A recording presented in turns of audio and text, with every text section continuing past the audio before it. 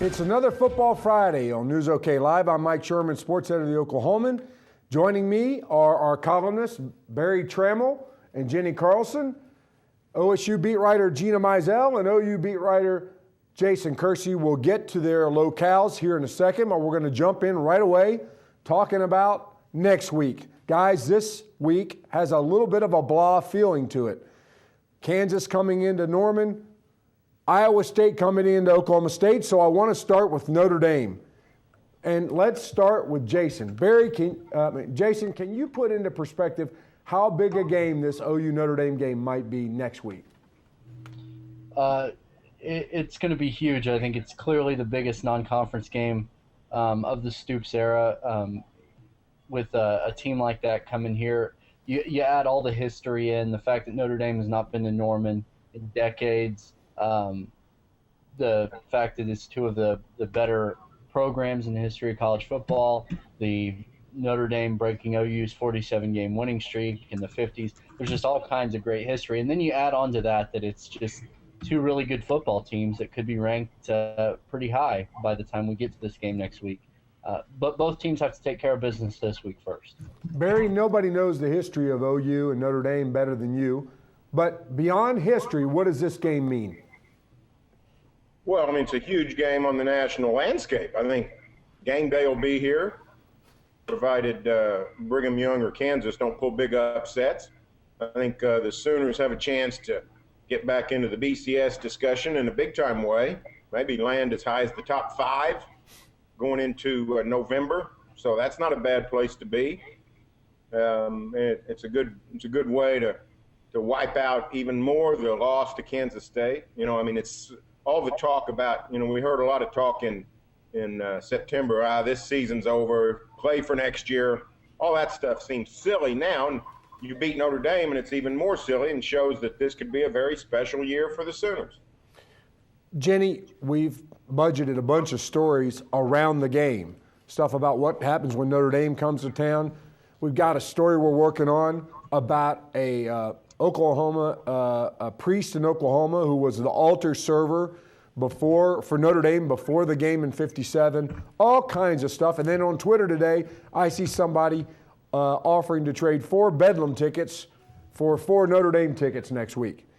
Is that a good deal? If you're the one, would you trade 4 Bedlam tickets for 4 Notre Dame tickets?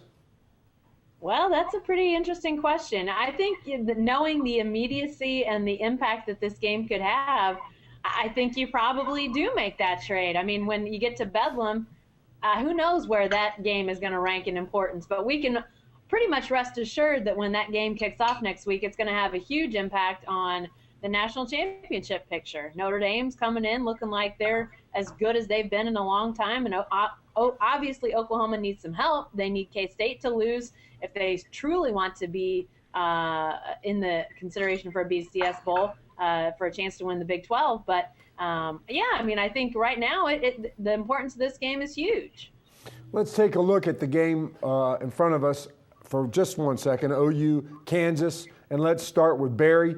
Berry, what could foul up this what possibly could the Sooners do or not do on Saturday to spoil the OU Notre Dame matchup? What could get them beat? I don't think anything. I don't know that it's physically possible. Now, up in the South Bend, Notre Dame's offense doesn't score enough to make automatic victory against Brigham Young, which is really good on defense. I mean, that could be a 6-3 game. But I can't fathom. You know, if Landry Jones plays against Kansas the way he played against Kansas State, and the rest of the team just plays average, OU will win 35-7.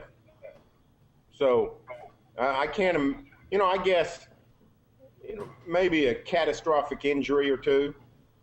You know, if Blake Bell had to play the whole game at quarterback and stinks, I guess maybe. But I just can't see it. Kansas is not a Big 12 caliber team. They've won 1 game this year, and that was over South Dakota State. So I don't think it's going to happen on the Sooners' end. So, Jason, going into that kind of scenario, a game the Sooners, on paper, it doesn't seem to be a fathomable way they could lose. What is this game about, the OU Kansas game? Well, I think it's it's just another game to make some small improvements. Although they looked pretty good against Texas, I think they would all love to get right into the Notre Dame game. But I think it's a game to make some improvements, to work on some things, to maybe try some things out, and then also to get some younger guys some playing time and some game experience in the second half, and maybe even see Blake Bell throw the ball around a little bit in the second half. Jenni, you have the distinct pleasure, the unique distinction of getting to cover a Kansas football game on back-to-back weeks. Oh, the joy. You've done it before. I have. What do I owe you? What is this going to cost me? Let's see. I think some sort of off week at some point in my life, but it's not coming. Well, I mean, it's this week for the Sooners, and it kind of was last week for the Cowboys. But yeah, this is a bad football team, a program that's in bad shape just all the way around. Hasn't been nearly as good as since when Mark Mangino was there. I thought Jason's story this morning was really fantastic and chronicling, just how good Kansas was not too long ago. Went to the Orange Bowl. Represented the Big 12 in that game. It was just a fantastic year, and now really a team in disarray and still struggling to find its footing. Maybe it happens under Charlie Weiss. I don't know. His last foray into head coaching, not very good at Notre Dame. But, obviously they've got a long ways to go to get competitive in the Big 12.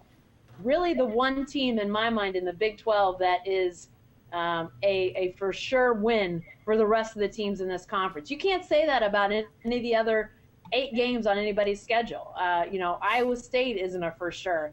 Baylor isn't a for sure. You really don't see that against anybody else but Kansas at this point. So wouldn't it be great if someday you could say every team in the Big 12 could beat every other team? We're not there, though, and Kansas is the one team that you can't say that with. We seem to be pretty close, which is a far cry from the old days of OU Texas and the 10 Dwarfs. By the way, about that scheduling, you getting back-to-back Kansas games, remind me, what's the name of that music festival you go to in Austin during football season every year? I didn't go this year, though, so maybe that's the trade-off. Yeah, that is a trade-off. I think you'll be asking for that one next year, and you'll say, hey, remember those 2 back-to-back Kansas games? There you go. I'm going to write that down. Okay, let's talk about something that everybody in the state of Oklahoma wants to talk about. Let's talk about something that Jason was ridiculed 2 weeks ago for writing about. We were ridiculed for putting on the cover of the Sports Monday section, and that is even putting OU and BCS title game in the same sentence. Is that headline why it looks like he's been taken hostage? Jason, somebody asked us before this started whether you had been captured by the Tulsa World and forced to read a statement. Do you have that statement now? We need to get this out of the way. No, I guess I just picked a bad place to sit in my apartment. There's some disappointment also from your palatial apartment down in Norman, Oklahoma, that you haven't shared any art with us in a couple weeks. Have you run out? Or is I ran out. Time for another trip to Hobby Lobby? That's right. Let's talk about OU and the BCS title hunt. Are we wasting breath and or ink on this topic, or do you see a plausible way the Sooners could get in it? Do they deserve to be in it in the conversation? I'm sorry, who was asked? That's you, Jason. You're in the big picture. Okay, all right. Follow along. Yeah, I think they are in the picture, and I think they especially are after that Texas game. Yeah, you're right. I wrote that a couple of weeks ago, and it was, I got a lot of angry emails about it from a lot of people saying that it was crazy that I would even say that. But the truth is, now that they've beaten Texas the way that they did, they're in the top 10 of the BCS, and the schedule that they have in front of them puts them in a pretty decent position to work their way back up, especially when you consider that there are still SEC teams in front of them that have to play each other. Oregon and Oregon State still have to play each other. And so, of course, I think that they can get back in it. Now, I'm not saying that they will, but they could, sure. Okay, now on to a more intense. Barry, I'm talking to you now. Just want to make sure everybody understands it's now Barry. Barry, you were one of those people who scoffed at our cover, Sports Monday. I heard you on the radio scoffing. Do you scoff now? Too early. It was too early. How about now? By the way, something's going on here. Barry. It's 2 weeks later. So, yeah, OU's in the BCS discussion, but they're still far back. They got all kinds of things that have to happen that's out of their control, starting with Saturday night in Morgantown. If Kansas State wins Saturday, it's going to be very difficult for any Big 12 team other than the Wildcats to win the conference title, because the Cats will have won at Norman and at Morgantown, and they only have 2 road games left, and one of them's at Baylor. So the Sooners need some help, not just on the national front. They need some help on the conference front. And if you don't win your conference, it's going to be very difficult to make the argument that you belong in the BCS title game. So the Sooners very well could win out, but they're going to still need a lot of help. Jenni, do the Sooners have enough big games to climb left? Do they have enough matchups, marquee matchups, to pull themselves up from the bottom of the top 10 in the BCS? Well, I think obviously, if some of these teams that they've played already could continue to win, if Tech continues to win like they did against West Virginia, that helps you on the reverse of that question.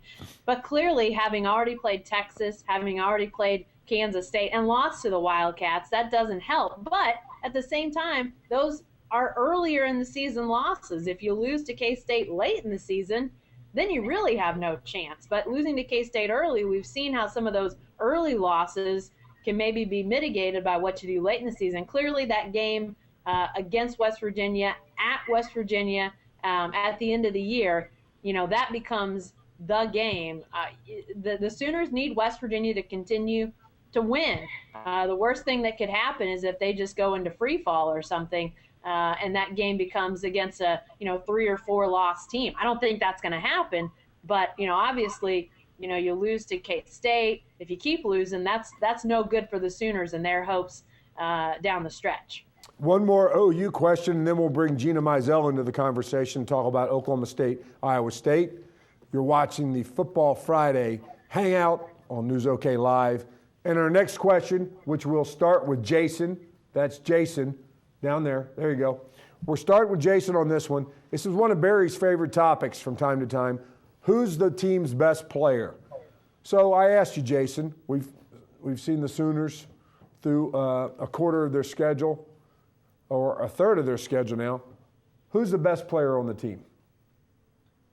I think the best player on the team right now is Aaron Colvin, the cornerback. He's made some really big athletic plays. He's done great job in coverage.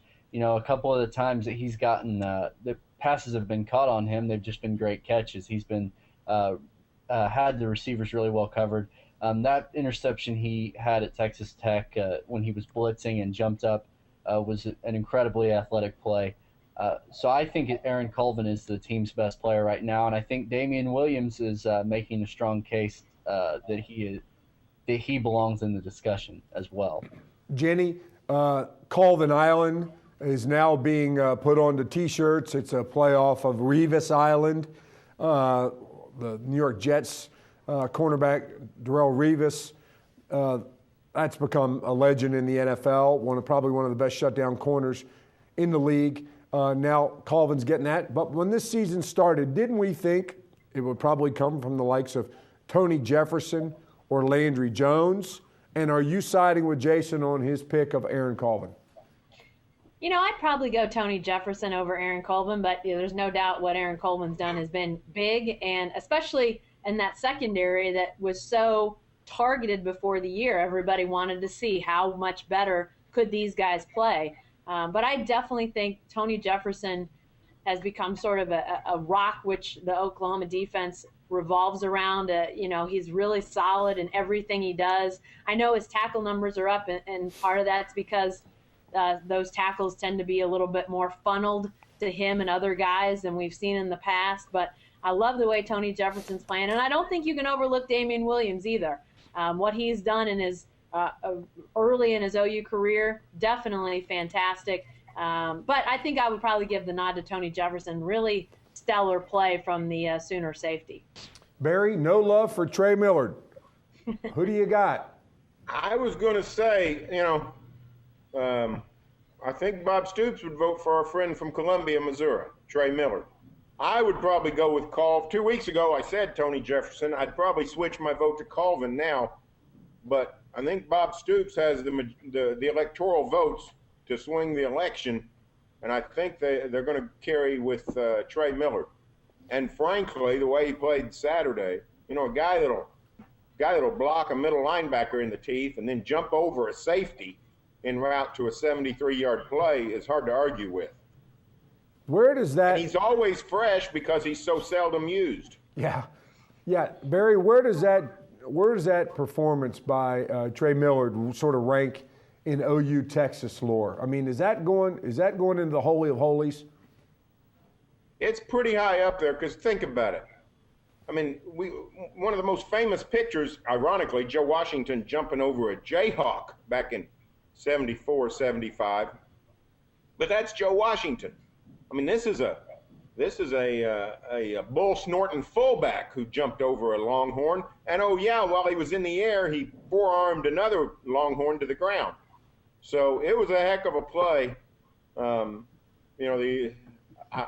think we need a new name for Trey Millard. If Roy Williams is Superman off his play, then Trey Millard is the Incredible Hulk or somebody. It was really something. The photograph that we had on the cover of the Sunday Sports section, was it the second time he leaped somebody? He did it twice in the same game. We didn't even have the one where he jumped the guy and crushed another guy on the same run. That's all for this edition of the Football Friday Hangout on News OK Live. You can stay with the best coverage team every day in the Oklahoman and all the time on newsok.com.